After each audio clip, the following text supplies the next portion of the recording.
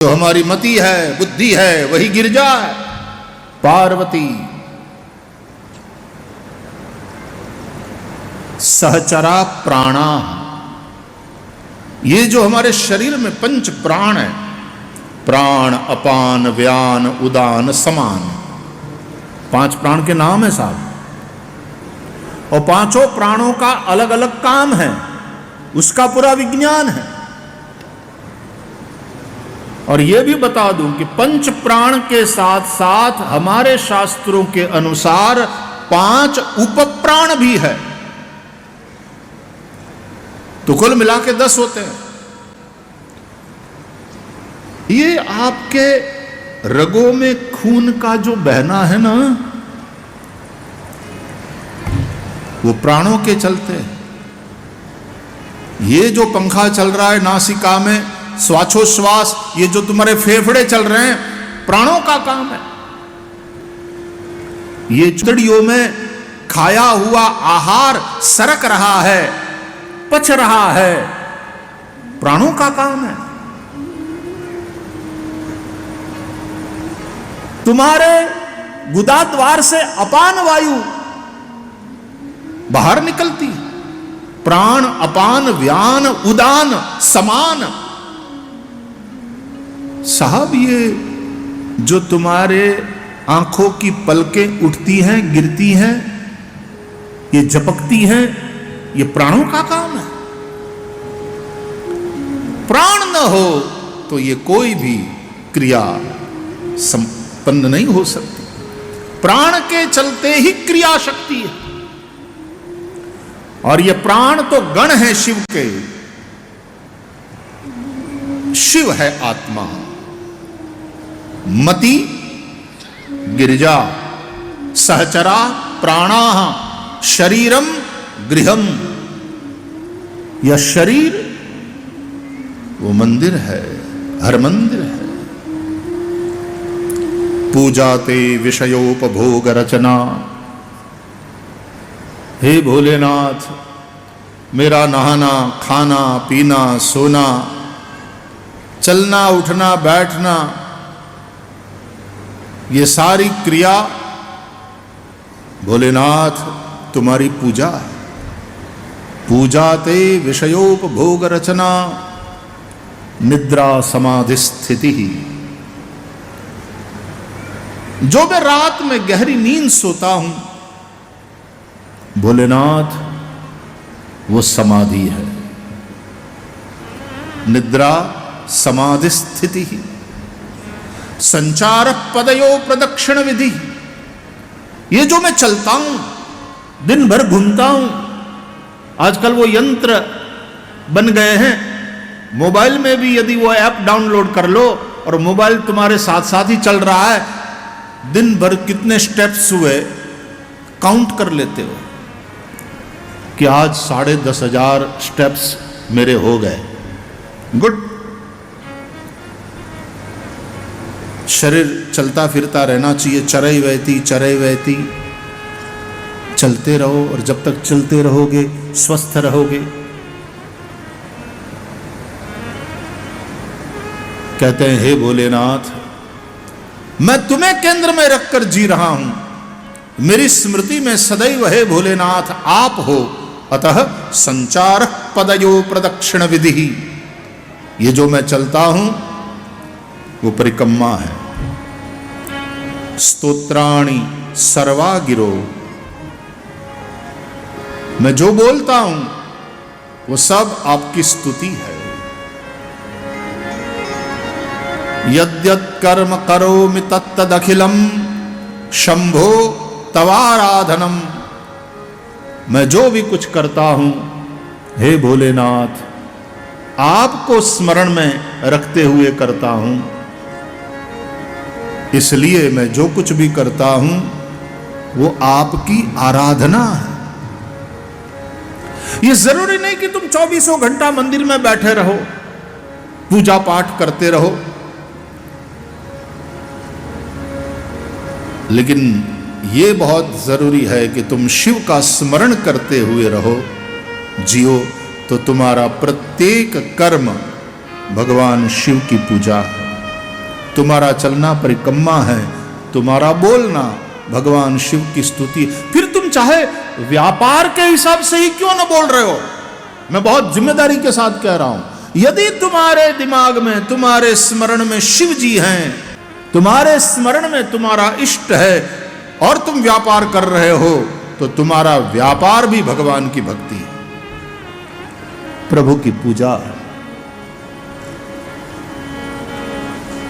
भगवत गीता में भगवान श्री कृष्ण समझाते हैं, स्वकर्मणा तमभ्यर्च सिद्धिम विंदति मानव। अपने कर्म के द्वारा उस परमात्मा की पूजा करके मनुष्य परम सिद्धि को प्राप्त कर सकता है। यद्यत् कर्म करोमि तत्तदखिलम शंभु तवाराधनम। तो भाई शरीर भी पार्थिव है। जिस प्रकार चेतना के होने न होने से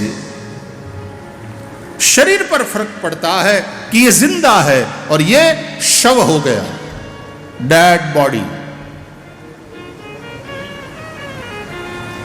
और फिर वह मृत शरीर को रख लो घर में, कुछ ही दिनों में अंदर से दुर्गंध आना शुरू हो जाएगा, शरीर सड़ना प्रारंभ हो जाएगा। उस सड़ते हुए शरीर से आसपास रहने वाले लोगों को भी अनेक प्रकार के रोग होने की संभावना बढ़ जाएगी। इसलिए तो जैसे ही चेतना चली गई, शरीर शव हो गया, कि तुरंत उसको या तो जला दिया जाता है या गाड़ दिया जाता है, लेकिन उसका अंत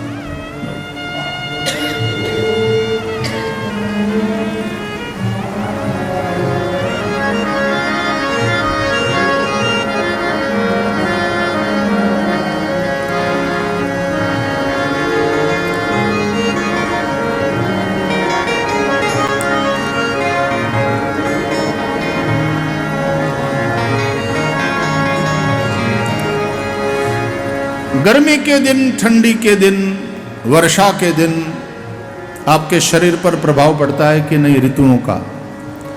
और इन ऋतुओं पर सूर्य और चंद्र के, सूर्य और पृथ्वी के बीच में जो डिस्टेंस है, उसके चलते प्रभाव पड़ता है कि नहीं। तो ये मत कहो कि इतना दूर है सूर्य, इतना दूर है चंद्र, मंगल, बुध आदि ग्रह, तो पृथ्वी पर रहने वालों पर उसका क्या असर हो सकता है, वो कैसे परेशान कर सकते हैं या अनुग्रह कर सकते हैं। होता है ऐसा, सूर्य ग्रहण जहां भी चलता है होता है। भगवान करे सबकी रक्षा हो। लेकिन थाईलैंड में, बैंकॉक में, हमारे पड़ोसी देश म्यांमार में कई जगह भयंकर भूकंप 7.7 ऑल्टीट्यूड का शायद था, कितने ही मकान धराशायी हो गए, कितने लोग मलबे के नीचे दबकर मर गए, अभी भी आफ्टर शॉक्स आ ही रहे हैं। असर होता है साहब। ये ज्योतिष शास्त्र हमारा कोई बेवकूफी वाली बात नहीं है, ये शास्त्र है। और याद रहे, ज्योतिष वेद का एक अंग है। वेद के 6 अंग है, षडंग आदि वेदा, उसमें ज्योतिष वेद का एक अंग है। और वेद नहीं तो सनातन धर्म क्या? वेदोखिलो धर्म मूलम, वेद ही अखिल धर्म का मूल है। ज्योतिष वेद भगवान के नेत्र है, ऐसा कहा गया। आप समझ रहे हो?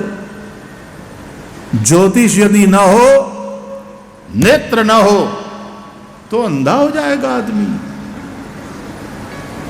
छंद वेद भगवान के चरण हैं।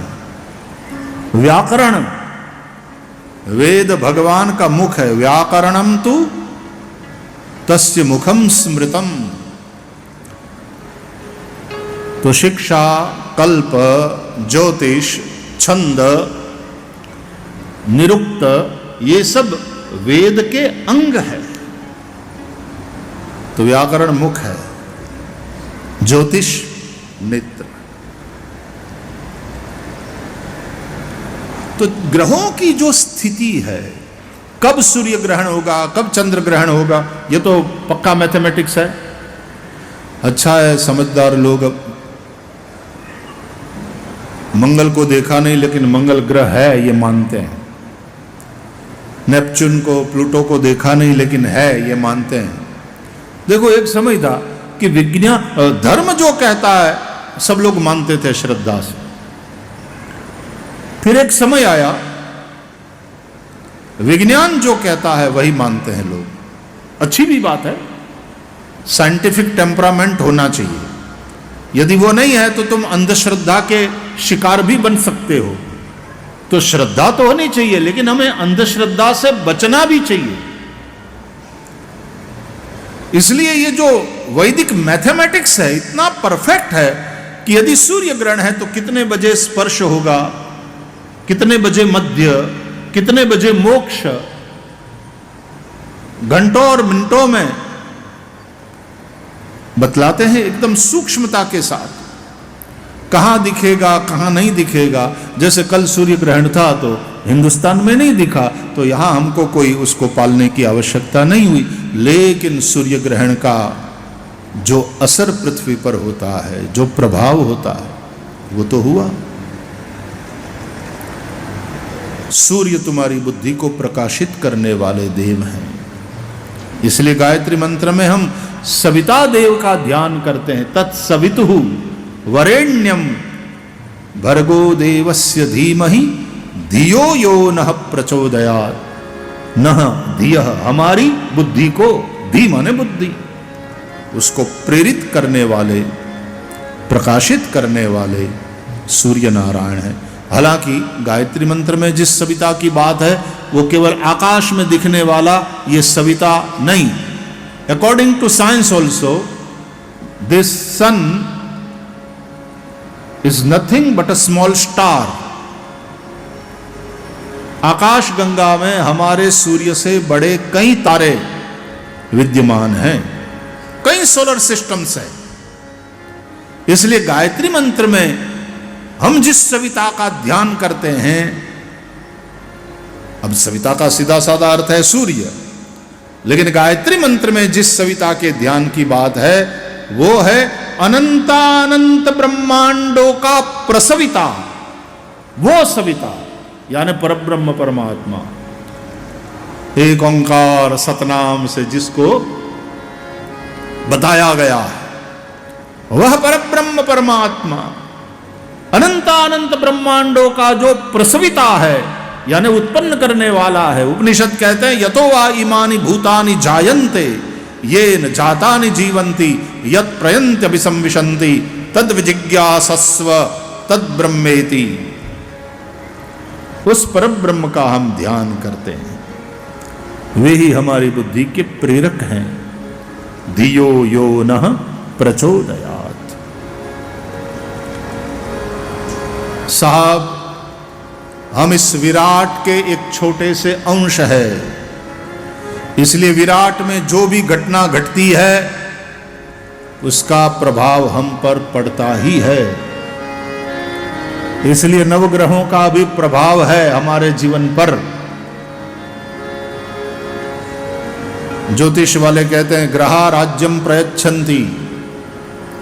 ग्रह यदि नवग्रह प्रसन्न हो जाते हैं तो राज्य दे देते हैं, नहीं तो राज्य को हर भी लेते हैं। ये 12 राशियां, ये नवग्रह, नवग्रहों में सूर्य, उनके राजा, कुछ पाप ग्रह, कुछ शांत ग्रह, आदि आदि बातें ज्योतिष शास्त्र में कही गई है। तो ग्रहण का वो जो समय है वो महत्वपूर्ण है। यदि उसमें तुम भजन करो, ग्रहण लगने वाला हो उससे पूर्व आधा घंटा पहले स्नान करके बैठ जाना चाहिए अपने आसन पर। और अपने इष्ट मंत्र का जप करना चाहिए। जब तक ग्रहण का समय है जप करो या पाठ करो, आपके धर्म ग्रंथों का पाठ करो, आप जप करो, विष्णु सहस्त्र नाम का पाठ, जो भी, लेकिन सत्कर्म करो। और जब ग्रहण मोक्ष हो जाए उसके बाद उठो, फिर दान करो, फिर स्नान करो। स्नान दान का महत्व है, क्योंकि ग्रहण के उस समय में किया हुआ दान, किया हुआ जप, किया हुआ सत्कर्म अनंत गुना फल देता है। जैसे मकर संक्रांति, सूर्य नारायण का मकर राशि में प्रवेश, वो जो समय है उसका यदि महत्व तुम समझते हो तो उस समय दान करोगे, उस समय तीर्थों में स्नान करोगे। सर्व तीर्थ रूप है समुद्र, तो समुद्र का स्नान बहुत पुण्यप्रद, पवित्र करने वाला माना गया है। नदियों में स्नान करो, तालाब में स्नान करो, कहीं नहीं जा पाए घर में स्नान करो, नित्य करते हो लेकिन पर्व स्नान के हिसाब से करो। अब की बार कुंभ मेले में संक्रांति का स्नान किया लोगों ने, पूर्णिमा का स्नान किया, और फिर मौनी अमावस्या, और फिर वसंत पंचमी। तो ये जो पर्व स्नान थे और शाही स्नान, पर्व स्नान से भी महत्वपूर्ण शाही स्नान, और शाही स्नान में भी सबसे महत्वपूर्ण मौनी अमावस्या वाला स्नान। तो करोड़ों लोगों ने स्नान किया। तो एक तो वो समय कुंभ का, वरना संगम तो 12 महीने हैं, चाहे जब कभी जाकर स्नान कर लो। लेकिन कुंभ वाला पर्व, और कुंभ पूरा 1 महीने से भी ज्यादा समय तक, क्या 40 दिन तक चला, लेकिन उसमें जो पर्व वाले दिन थे उसमें स्नान, तो स्थान का महत्व समझो, समय का महत्व समझो, वस्तु का महत्व समझो। यदि वो महत्व नहीं समझते तो बस गंगा तो बह ही रही है, संगम तो है ही है, ग्रहण तो हो ही रहा। लोग रेस्टोरेंट में जाकर के उस समय में खाना खा रहे हैं, उनको कौन रोकता है? लोग कहते हैं हमारा क्या बिगड़ता है। और हमारे यहां मर्यादा ये रखी गई कि उस समय में जब से वेद लग जाए इतने समय तक तो आप लिक्विड ले सकते हो, और इतने समय के बाद, यदि सूर्य ग्रहण है तो 12 घंटा पहले वेद लगेगा, चंद्र ग्रहण है तो 9 घंटा पहले से वेद लग जाएगा। तो यदि कोई बीमार है, यदि बालक है, कोई रोगी है, तो उसको तो दवाइयां इत्यादि लेना होता है, इसलिए उनके लिए कुछ समय के लिए छूट रखी गई है, क्योंकि वो बाध्यता है, क्योंकि देह राखे धर्म है। शरीर को बचाना, शरीर को रखना, ये सबसे पहला धर्म है। इसलिए नियमों में कुछ छूट छाट है, वरना नियम का पालन कर। तो ग्रहण का समय, पर्व का समय, स्थान का समय, कि भाई हम प्रयागराज में हैं, कि हम बद्रीनाथ विशाल का दर्शन कर रहे हैं, हम बद्री में हैं, हम केदार में हैं, हम नारायण सरोवर में हैं, हम द्वारका जी में गए हैं, हम रामेश्वर गए हैं। स्थान का महत्व, काल का महत्व, वस्तु का महत्व। तुलसी को साधारण वनस्पति समझ लोगे? तुलसी है, दर्भ है, दुर्वा है, इसका महत्व है। दर्भ, डाब, कुश, कुशा अत्यंत पवित्र वस्तु, उसी से जल छिड़कते हुए सब पवित्र करते हैं। ओम पवित्रे स्थो वैष्णव्यो सवितुर्वः प्रसव उत्पन्नाम्य छिद्रेण पवित्रेण सूर्यस्य रश्मिभिः तस्य ते पवित्रपते पवित्रपूतस्य जत्कामः पुने तच्छक्केयम् अपवित्र पवित्रो वा सर्वावस्थांगतोऽपि वा यस्मरेत् पुंडरीकाक्षं स बाह्याभ्यन्तरशुचिः पवित्रं पवित्रं पवित्रं पवित्रमस्तु।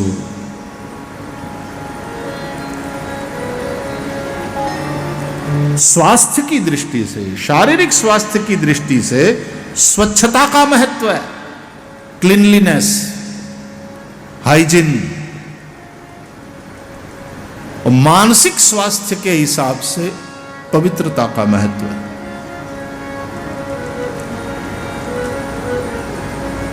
शुद्धि, मन शुद्ध हो, तन स्वस्थ हो, तन में शक्ति रहे और मन में भक्ति रहे। भक्ति तब ही रहती है मन में जब मन शुद्ध हो, मन पवित्र हो। संत किसको कहते हैं? जिनका मन पवित्र है।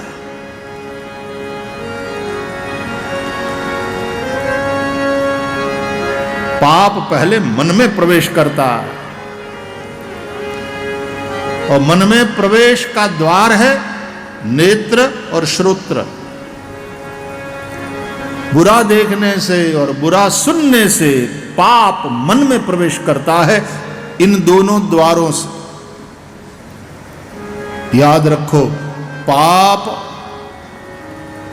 और परमात्मा दोनों का प्रवेश द्वार एक ही है। दोनों तुम्हारे मन में इन्हीं द्वारों से प्रवेश करते हैं। इसलिए वेदों में प्रार्थना करी गई, भद्रं कर्णेभिः शृणुयाम देवा भद्रं पश्येमाक्षभिः यजत्राः। हे देवताओं, हम अपने नेत्रों से भद्र देखें, हम अपने कान से भद्र सुनें, जिससे हमारा कल्याण हो।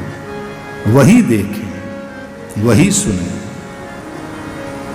वेद मंत्र हमारे ये सभी भूदेव पढ़ते हैं। दर्शन करने जाना यज्ञशाला में, बड़ी दिव्य यज्ञशाला बनी। 140 के करीब सब ब्राह्मण, वैदिक वेद पाठी, संध्या वंदन करने वाले, पवित्र जीवन जीने वाले यज्ञ संपन्न करा रहे हैं। जाना और परिक्रमा मार्ग जो बनाया है, पूरी मर्यादा, अंदर मत घुसना, एक मर्यादा होती है। ये तुम फोटो वाले, तुम अपना काम कर रहे हो, ठीक है, आज घुस गए अंदर, लेकिन अंदर नहीं घुसना चाहिए। मेरा मौन था, लेकिन एक मर्यादा होती है साहब, एक पवित्रता वहां रहनी चाहिए। परिक्रमा मार्ग बनाया गया है, वहां परिक्रमा करो, दर्शन करते हुए परिक्रमा करना। वेद की श्रुतियां तुम्हारे कान में पड़ती रहेंगी, सुनना। भद्रं कर्णेभिः शृणुयाम देवा। इस वक्त आप यहां बैठे हो तो आप अपने कान से भद्र सुन रहे हो, क्योंकि हरिकथा श्रवण कर रहे हो, सत्संग श्रवण कर रहे हो। मंदिर जाते हो तो नेत्र के द्वारा भगवान का दर्शन करते। अयोध्या जी में गए, रामलला का दर्शन किया, श्री वृंदावन धाम गए, बांके बिहारी जी का दर्शन किया, खाटू श्याम चले गए, दर्शन किया, बालाजी चले गए, हनुमान जी का दर्शन किया। नेत्रों से भगवान का दर्शन, इससे श्रवण और इससे दर्शन, तो इन्हीं दोनों द्वारों से परमात्मा भीतर प्रवेश करता है तुम्हारे मन के मंदिर में। और यदि संयम नहीं है तो इन्हीं दोनों द्वारों से पाप भी भीतर प्रवेश करता है, मन में प्रवेश करता है पाप। इसलिए बुरा देखने से और बुरा सुनने से मन में पाप प्रवेश करता है। इसलिए शुरुआत इन दोनों इंद्रियों का संयम करने से होती है। नेत्र पर संयम, कान पर संयम। भद्रं कर्णे विशृणुयाम देवा, भद्रं पश्येमाक्षभिः यजत्राः। मन जितना पवित्र रहेगा, मन में प्रेम, मन में शांति। आजकल शांति कहां है? क्योंकि शुद्धि नहीं है तो शांति कहां टिकेगी? शांति वही रहती है जहां शुद्धि हो। आजकल बुद्धि तो बहुत बढ़ गई है, लेकिन शुद्धि का अभाव। न हमारे विचार शुद्ध है, न हमारी भावना शुद्ध है, न हमारे कर्म शुद्ध है। बुद्धि बहुत बढ़ गई, शुद्धि का अभाव, और इसलिए सर्वत्र संघर्ष, अशांति। तुमने देखा स्ट्रेस लेवल कितना बढ़ा हुआ है। विज्ञान और टेक्नोलॉजी अच्छी बात है, लेकिन उसी के चलते आज विज्ञान ने, टेक्नोलॉजी ने इंसान की जो दशा करी है, जिंदगी जो फास्ट मूव हो रही है, स्पर्धा जबरदस्त है, कंपटीशन गजब की है, बहुत स्पीडी जमाना बदल रहा। और ऐसे में न केवल टिकना है, उभरना है, सफल होना है, और उस बात का इतना स्ट्रेस है युवाओं में, और उस स्ट्रेस के चलते, उस चिंता के चलते फिर अनेक प्रकार की समस्याएं, अनेक प्रकार के रोग। जबकि हमारे ऋषियों ने कहा, चिंता का पिन कार्या निवेदितात्मभिः। चिंता ना करो। चिंता चिता समान है। चिता और चिंता केवल एक ही बिंदी का फर्क है। चिता और चिंता, काम दोनों का जलाने का। लेकिन चिता तो मुर्दे को जलाती है, चिंता जिंदा इंसान को जलाती है। फिकर सबको खा गई, फिकर सबका पीर, फिकर की जो फाकी करे, उसका नाम फकीर। फिकर की जो फाकी करे, उसका नाम फकीर है। फिकर सबको खा गई, फिकर सबको खा गई, फिकर सबका पीर। फिकर की जो फाकी करे, उसका नाम फकीर।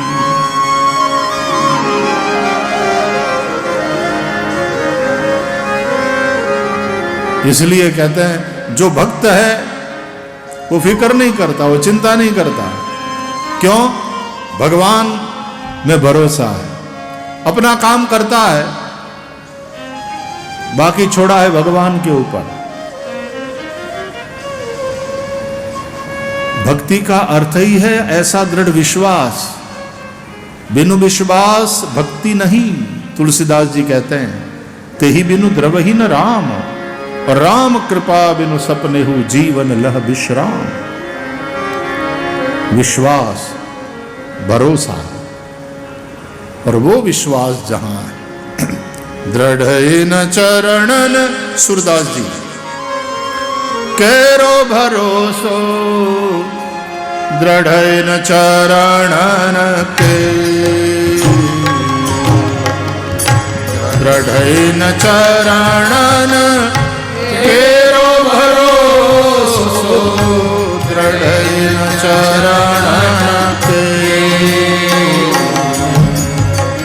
दृढ़ न चरणन केरो भरोसो, दृढ़ न चरणन के, दृढ़ न चरणन केरो भरोसो, दृढ़ न चरण केरो। श्रीवल्लभ नख चंद्र छटा बिन सब जग माही अंधेरो। श्रीवल्लभ नख चंद्र छटा बिन सब जग माही अंधेरो। दृढ़ चरणन केरो भरोसो, दृढ़ चरणन के। दृढ़ चरणन केरो भरोसो, दृढ़ चरणन केरो। साधन और नहीं आकली में, जासो होत निबेरो। साधन और नहीं आकली में, जासो होत निबेरो। सूर कहा कहे दुविध आंधरो, सूर कहा कहे दुविध आंधरो। बिना मोल को चेरो भरोसो, दृढ़ चरण के। दृढ़ चरण केरो भरोसो, दृढ़ चरण के। श्रीवल्लभ नख चंद्र छटा बिन सब जग माही अंधेरो। दृढ़ चरणन केरो भरोसो, दृढ़ चरणन, दृढ़ चरणन, दृढ़ चरणन के।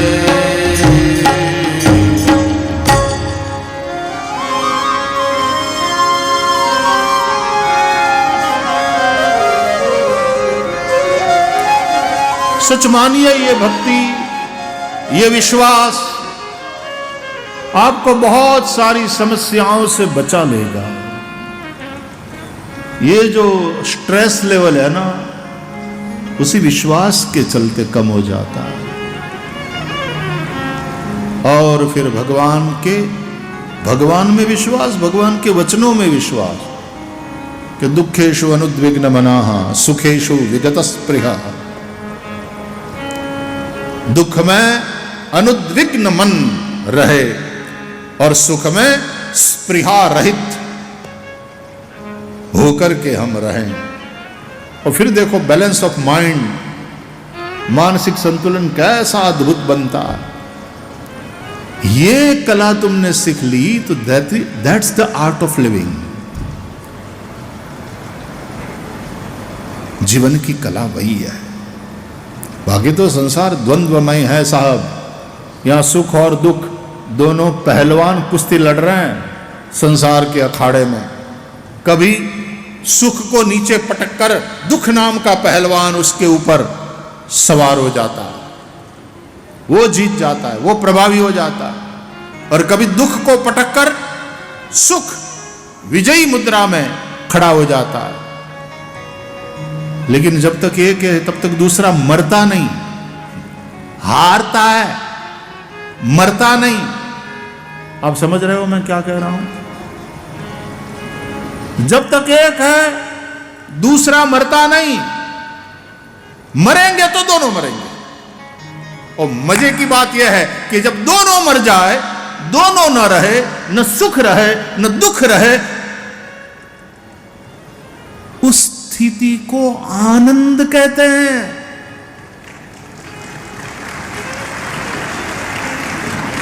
अत्यंतो परतिर्यत्र दुखस्य च सुखस्य च। जहां सुख और दुख दोनों का आत्यंतिक अभाव हो, उसको आनंद कहते हैं। हम आनंद शब्द यूज तो बहुत करते हैं, बहुत आनंद आया, बहुत आनंद आया। That was an entertainment and you enjoyed, that's good, but that was not happiness और दैट वॉज नॉट ब्लिस। आनंद एक अलग ही स्टेट ऑफ माइंड है, जहां सुख और दुख दोनों का आत्यंतिक अभाव हो जाता। जब तक उस स्थिति में नहीं पहुंचते तो सुख और दुख दोनों पहलवान कुश्ती लड़ते ही रहते हैं तुम्हारी जिंदगी के अखाड़े में। कभी दुख को पटककर सुख ऊपर सवार हो जाता है तो सुख विजयी मुद्रा में, बड़े सुखी हैं, बड़े सुखी, आपकी कृपा है, आपका आशीर्वाद है। और कभी सुख को नीचे पटककर दुख उसके ऊपर सवार हो जाता है। महाराज बड़ी समस्या में है, बड़ी तकलीफ में है, आप आशीर्वाद दो। ये कुश्ती चलती रहती है जिंदगी भर, और जब तक एक जिंदा है दूसरा जिंदा रहेगा। सुख है, वर्ल्डली प्लेजर, तो सामने दुख जिंदा है, याद रखो। तुमको पता है, सुख की चाह में ही तुमने दुख को न्योता भी दे दिया है। इसलिए सुख की भी जहां चाह है, संतों ने यूं ही नहीं कह दिया कि चाह गई और चिंता गई, मनवा बेपरवाह, जिनको कछु न चाहिए वे शाहन के शाह। जब चाह गई तो चिंता गई, अब मनवा बेपरवाह, जिनको कछु न चाहिए वो शाहन के शाह।